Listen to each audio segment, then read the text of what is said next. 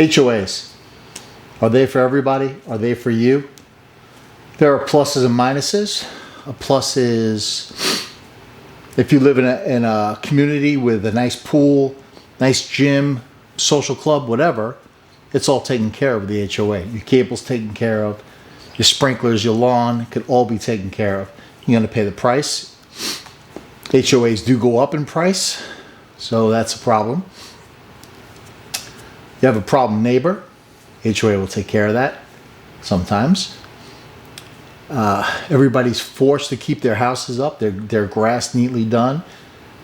Everything has to be conformed to. So everything has to be at a constant level.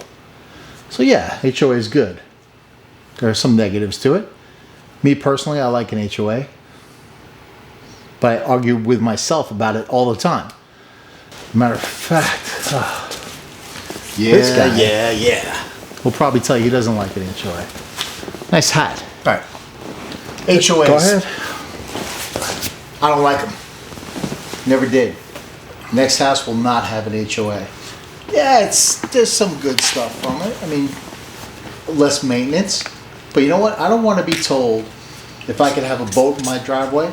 I don't want to be told if I can't paint the color that I want to paint on my house. I'm not talking about anything crazy, but you have to pick from a certain palette that's so restrictive, it's ridiculous.